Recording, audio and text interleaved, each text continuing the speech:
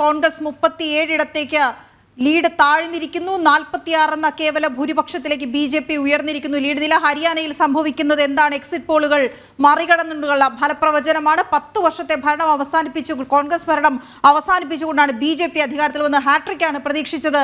വ്യക്തമായ ഇടപെടലുകൾ, വ്യക്തമായ ഭരണം നടന്നതിൻ്റെ ഭാഗമായുള്ള ഒരു തിരഞ്ഞെടുപ്പ് ഫലമാണ് കണ്ടുകൊണ്ടിരിക്കുന്നത് എന്നുള്ളത് വ്യക്തമാണ്. ഇപ്പോൾ 46 സീറ്റുകളിൽ BJP ലീഡ് ചെയ്യുമ്പോൾ അത് നൽകുന്ന സൂചന എന്താണ് നന്ദൻ? ഈ 10 വർഷം അല്ലെങ്കിൽ 10 വർഷം എന്ന കണക്കൊന്നും ഹരിയാനക്കാർക്ക് ബാധകമല്ല എന്നുള്ളത് തന്നെയാണ് അവരുടെ മനസ്സ്, ഇപ്പോൾ തെളിയുന്ന മനസ്സ് വായിച്ചെടുക്കാൻ കഴിയുന്നത്. നന്ദൻ,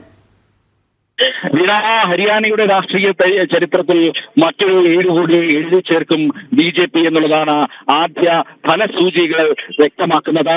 46 ഇടങ്ങളിൽ വ്യക്തമായ ലീഡാണ് BJP നിലനിർത്തുന്നത്. ഇതേ രീതിയിൽ BJP മുന്നേറാൻ കഴിഞ്ഞാൽ തീർച്ചയായിട്ടും സർക്കാർ രൂപീകരണത്തിലേക്ക് BJPക്ക് കിടക്കാൻ കഴിയും. 46 എന്നുള്ള സംഖ്യയാണ് കേവല ഭൂരിപക്ഷത്തിന് ആവശ്യമായിട്ടുള്ളത്. നിലവിൽ 46 ഇടങ്ങളിൽ BJP വ്യക്തമായ ലീഡ് നിലനിർത്തുന്നു. കോൺഗ്രസ് 37 ഇടങ്ങളിലേക്ക് ചുരുങ്ങി എന്നുള്ളതാണ് യാഥാർത്ഥ്യം. കോൺഗ്രസിന്റെ ജാതി രാഷ്ട്രീയം ഹരിയാനയിൽ വിലപ്പോയില്ല എന്നുള്ളത് ആദ്യ ഫല സൂചികകളിൽ നിന്നും വ്യക്തമാകുന്നു. ഏതായാലും ഏവരും ഉറ്റുനോക്കുകയാണ്. ഹരിയാനയിൽ 10 വർഷത്തെ BJP രാഷ്ട്രീയത്തിന് അറുതിവരുത്തുവാൻ കോൺഗ്രസ് നടത്തിയ നീക്കങ്ങൾ, കോൺഗ്രസ് നടത്തിയ രാഷ്ട്രീയ പ്രചരണങ്ങളൊന്നും വിലപ്പോയില്ല. ഹരിയാന ജനത അത് ഏറ്റെടുത്തില്ല എന്നതിന്റെ തെളിവുകളാണ് ഇപ്പോൾ പുറത്തു വന്നുകൊണ്ടിരിക്കുന്നത്. 46 ഇടങ്ങളിൽ വ്യക്തമായ ലീഡ് നില, 46 ഇടങ്ങളിൽ BJP മുന്നേറുന്നു. അതേപോലെ തന്നെ BJPയെ സംബന്ധിച്ചിടത്തോളം വലിയ രീതിയിൽ പാർട്ടിക്കുള്ളിൽ വലിയ അന്തഛിദ്രമുണ്ടായ ഒരു സമയം കൂടിയായിരുന്നു ഈ തെരഞ്ഞെടുപ്പ് സമയം. ഏതാണ്ട് MLA-മാരടക്കം 7ഓളം പ്രമുഖ നേതാക്കന്മാർ BJP വിട്ട് BJPക്ക് റിബലായി മത്സരിക്കുന്ന സാഹചര്യം ഉണ്ടായിരുന്നു. മുഖ്യമന്ത്രി നയാബ് സിംഗ് സൈനിക്കെതിരെ തന്നെ BJPയുടെ ഒരു മുൻ പ്രമുഖ നേതാവ് മത്സരിച്ച സ്ഥിതിവിശേഷമുണ്ട്. ഏതായാലും ഇത്തരം റിബലുകൾക്കൊന്നും ഒരു ചലനവും സൃഷ്ടിക്കാൻ കഴിയില്ല, അല്ലെങ്കിൽ BJPയെ ഒരു തരത്തിലും അനക്കാൻ കഴിഞ്ഞില്ല എന്നുള്ളതിന്റെ വ്യക്തമായ സൂചനകളാണ് ഇപ്പോൾ ഹരിയാനയിൽ നിന്നും പുറത്തു വന്നുകൊണ്ടിരിക്കുന്നത്. 46 ഇടങ്ങളിൽ വ്യക്തമായ ഭൂരിപക്ഷം അല്ലെങ്കിൽ വ്യക്തമായ ലീഡ് BJP നിലനിർത്തുന്നു. മാറി മറിയുന്നുണ്ട് കണക്കുകൾ. 46-ൽ നിന്ന് BJP 44-ഉം കോൺഗ്രസ് 40-ഉം കാണിക്കുന്നുണ്ട്. എന്തായാലും ഇഞ്ചോടിഞ്ച് പോരാട്ടം തന്നെയാണ്. ഓരോ സീറ്റ് നിലയും വ്യത്യസ്തമായി തന്നെ ഉയരുകയും താഴുകയും ചെയ്യുന്ന അവസ്ഥ. പക്ഷേ കോൺഗ്രസ് അനിഷേധ്യമായ ഒരു വിജയം നേടും എന്ന് ഊറ്റം കൊണ്ടിരുന്നിടത്താണ് പലപ്പോഴും കോൺഗ്രസ് താഴേക്ക് കൂപ്പുകുത്തുന്ന സാഹചര്യം കൂടി ഈ നമ്പർ മാജിക്കിൽ നമുക്ക് കാണാൻ സാധിക്കുന്നത്. രോഹിണി, തീർച്ചയായിട്ടും കോൺഗ്രസിന്റെ ലീഡ് നില അല്പം മെച്ചപ്പെടുന്നു എന്നുള്ള സൂചനകൾ പലയിടങ്ങളിൽ നിന്നും ലഭ്യമാകുന്നുണ്ട്. എന്നാൽ അത് നിലവിലുള്ള ലീഡ് നില അത് തുടരാൻ കഴിയുമോ എന്നുള്ളത് തന്നെയാണ് ഏവരും ഉറ്റുനോക്കുന്നത്. BJPക്ക് വ്യക്തമായ ലീഡ് നില നിലനിർത്താൻ സാധിക്കുന്നു എന്നുള്ളതാണ്. BJP മുന്നോട്ട് വെച്ച ആശയങ്ങൾ ഹരിയാനയിലെ ജനങ്ങൾ ഏറ്റെടുത്തോ ഇല്ലയോ എന്നറിയാൻ ഇനി മണിക്കൂറുകൾ മാത്രമാണ് ശേഷിക്കുന്നത്. അതിന്റെ സൂചനകൾ ലഭിക്കുമ്പോൾ BJPയുടെ ആശയങ്ങൾ അല്ലെങ്കിൽ BJP മുന്നോട്ട് വെച്ച ഹരിയാനയുടെ സമഗ്ര വികസനം, ഹരിയാന ജനങ്ങളുടെ സമഗ്ര വികസനം, അടിസ്ഥാന സൗകര്യ വികസനം, റോഡിന്റെ വികസനം തുടങ്ങി അങ്ങനെ വികസനത്തിന്റെ തേരോട്ടമായിരുന്നു ഹരിയാനയിൽ കഴിഞ്ഞ 10 വർഷം ഉണ്ടായിരുന്നത്. ആ തേരോട്ടത്തിന്റെ ഫലം തന്നെയാണ് ഇപ്പോൾ BJP കൊയ്യാൻ ഒരുങ്ങുന്നത്.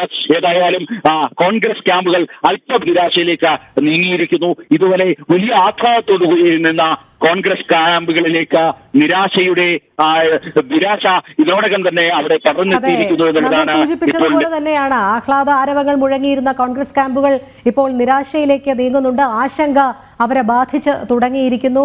നേരത്തെ നമ്മൾ സൂചിപ്പിച്ചതുപോലെ ചില കുപ്രചരണങ്ങൾ BJPക്കെതിരെ നടത്തി അതിൽ വിജയം കൈവരിക്കാൻ ഒരു പരിധിവരെ സാധിച്ചു. അതിന്റെ അടിസ്ഥാനത്തിലുള്ള ലീഡ് നിലയായിരുന്നു നമ്മൾ ആദ്യ മണിക്കൂറുകളിൽ കണ്ടത്. പക്ഷേ ഇപ്പോൾ മാറി മറിയുന്ന സാഹചര്യം, കോൺഗ്രസ് കടുത്ത ആശങ്കയിലേക്കും നീങ്ങുന്ന സാഹചര്യം. രോഹിണി, കോൺഗ്രസിനെ സംബന്ധിച്ചിടത്തോളം കോൺഗ്രസ് വികസനത്തിന്റെ കഥകളൊന്നും ഹരിയാനയിലെ ജനങ്ങളോട് പറഞ്ഞില്ല. പകരം ജാതി രാഷ്ട്രീയത്തിന്റെ കഥകളായിരുന്നു ഹരിയാനയിലെ ജനങ്ങളോട് കോൺഗ്രസിന് പറയാനുള്ളത്. 27% ജാട്ട് രാഷ്ട്രീയത്തിലൂന്നി അല്ലെങ്കിൽ ജാട്ട് സമുദായത്തെ മാത്രം ലക്ഷ്യം വെച്ചുകൊണ്ട് ജാട്ട് സമുദായത്തെ മാത്രം ഡിപ്പെൻഡ് ചെയ്തുകൊണ്ടുള്ള രാഷ്ട്രീയ പ്രചരണമായിരുന്നു കോൺഗ്രസ് ഹരിയാനയിൽ കഴിഞ്ഞ 1.5 മാസമായി കാഴ്ചവെച്ചത്. ജാട്ട് സമുദായത്തിന് അപ്പുറത്തേക്ക് കോൺഗ്രസ് കടന്നിട്ടില്ല എന്നുള്ളതും ശ്രദ്ധേയമാണ്. അതേസമയം BJP 2014 മുതൽ തന്നെ ജാട്ട് ഇതര രാഷ്ട്രീയത്തിൽ തന്നെയാണ് കണ്ണുവെക്കുന്നത്. 73% വരുന്ന ജാട്ട് ഇതര വോട്ടുകൾ ലക്ഷ്യം വെച്ചായിരുന്നു BJP പ്രവർത്തിച്ചത്. മാത്രമല്ല മനോഹർലാൽ ഖട്ടറിനെ ഒരു ഘട്ടത്തിൽ മാറ്റി അവിടെ നയാബ് സിംഗ് സൈനിയെ മുഖ്യമന്ത്രിയായി കൊണ്ടുവന്നപ്പോൾ അവിടെ ഒരു ജാട്ട് മുഖ്യമന്ത്രി ഉണ്ടാകുമെന്നായിരുന്നു ജാട്ട് വിഭാഗം സ്വപ്നം കണ്ടിരുന്നത്, അല്ലെങ്കിൽ അവർ അങ്ങനെയായിരുന്നു ചിന്തിച്ചിരുന്നത്.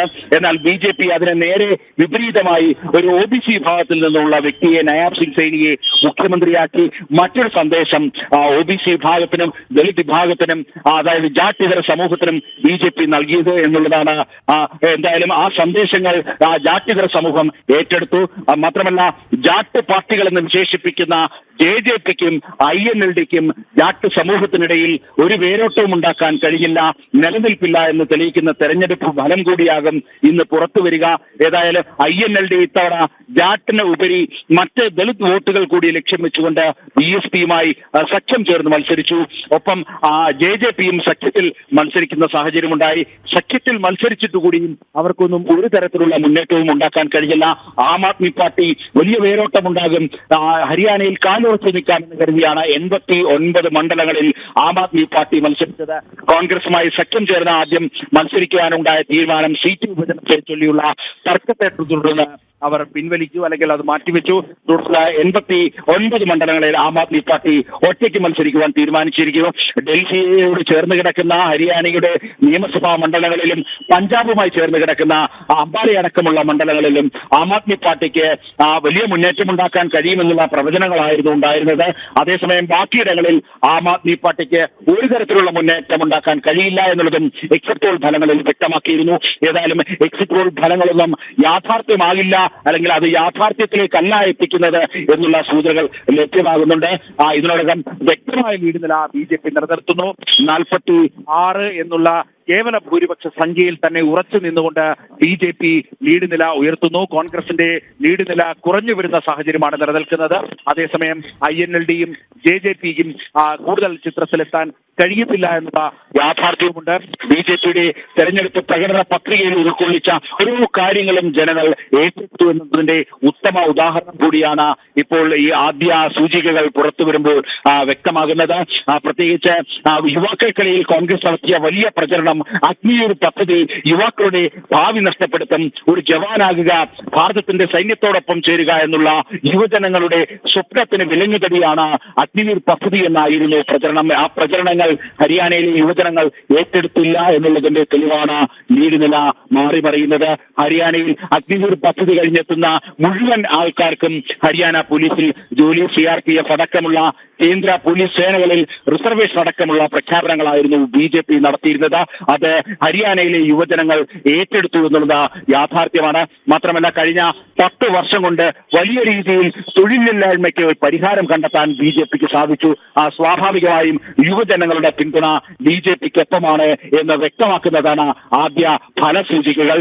മാത്രമല്ല ഇപ്പോൾ തെരഞ്ഞെടുപ്പ് പ്രകടന പത്രികയിൽ BJP ഉൾക്കൊള്ളിച്ചിരിക്കുന്ന മറ്റൊരു പ്രധാനപ്പെട്ട കാര്യം, എഞ്ചിനീയറിംഗിനും മെഡിക്കലും ഗവൺമെന്റ് കോട്ടയിൽ പഠിക്കുന്ന വിദ്യാർത്ഥികൾക്ക് അവരുടെ വീടുകളിൽ നിന്നും കോളേജിലേക്ക് പോകാൻ വേണ്ടി സൗജന്യ സർവീസ് സൗകര്യം ഒരുക്കും. അതേപോലെ തന്നെ കോളേജുകളിൽ നിന്നും റൂറൽ ഏരിയയിൽ ഗ്രാമങ്ങളിൽ താമസിക്കുന്ന വിദ്യാർത്ഥികൾക്ക് കോളേജുകളിൽ പോകാൻ സ്കൂട്ടർ നൽകും തുടങ്ങിയ വിവിധ പദ്ധതികൾ, അതായത് യുവജനങ്ങൾക്ക് ഉൾക്കൊള്ളാൻ കഴിയുന്ന രീതിയിലുള്ള വിവിധ പദ്ധതികൾ, യുവജനങ്ങൾക്ക് നേട്ടമുണ്ടാക്കാൻ കഴിയുന്ന വിവിധ പദ്ധതികൾ BJP മുന്നോട്ട് വെച്ചിരുന്നു. ആ പദ്ധതികൾക്കുള്ള അംഗീകാരം കൂടിയാണ് ഹരിയാനയിലെ തെരഞ്ഞെടുപ്പ് ഫലം എന്നുള്ള ഇപ്പോൾ ആദ്യ തെരഞ്ഞെടുപ്പ് സൂചികകൾ വ്യക്തമാക്കുന്നത്.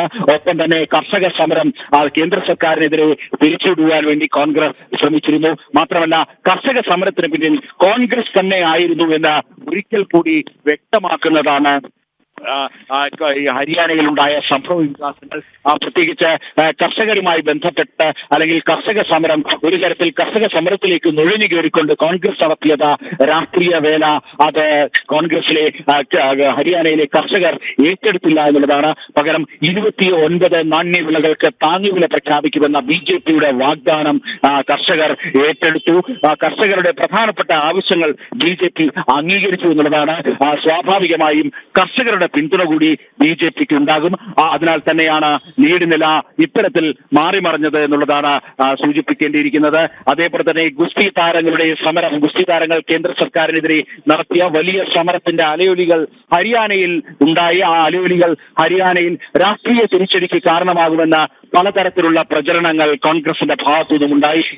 ഒടുവിൽ വിനേഷ് ഫോഗട്ടിനെ, ഗുസ്തി താരം വിനേഷ് ഫോഗട്ടിനെ കോൺഗ്രസിന്റെ സ്ഥാനാർത്ഥിയാക്കിക്കൊണ്ടാണ് ഈ ഗുസ്തി താരങ്ങളുടെ സമരത്തിന് പിന്നിൽ കോൺഗ്രസ് തന്നെയാണ് എന്നുള്ളത് വ്യക്തമാക്കുന്ന രീതിയിൽ കോൺഗ്രസ് സ്ഥാനാർത്ഥി പ്രഖ്യാപനം നടത്തിയത്.